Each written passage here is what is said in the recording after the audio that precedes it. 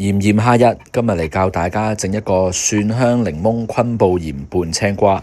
我哋首先呢，將青瓜切成一條條或者一粒粒，我就冇咁鍾意切片嘅，鍾意一粒粒，咁我覺得比較有口感，脆卜卜。之後我哋就嚟預備嗰個醬啦。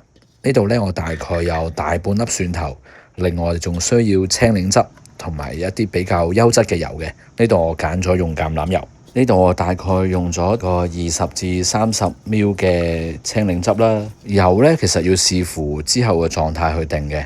如果想佢越結呢，就需要越多油嘅。我呢度大概呢，就望落個容量嘅1倍左右嘅橄欖油啦。之後我哋就開始打佢啦。咁咧慢慢打溶晒佢啦，你會見到呢，佢會越嚟越結嘅。如果你覺得佢唔夠結呢，就可以另外再頂多少少油。最後呢，落少少鹽落去調味呢，咁我哋就預備好我哋嘅蒜蓉白醬噶啦。呢個醬其實我做嘅過程都冇好嚴格咁樣去量啲份量，最緊要食落去呢，就係酸酸地有蒜香同埋鹹鹹地咁樣。我呢度呢，就落咗2大羹，另外最緊要呢，就係配我哋嘅昆布鹽啦。將全部材料撈勻之後，其實食落去都已經幾好食噶啦。如果你有時間嘅話呢，就俾佢醃翻大概1-2個鐘頭，咁會更加入味嘅。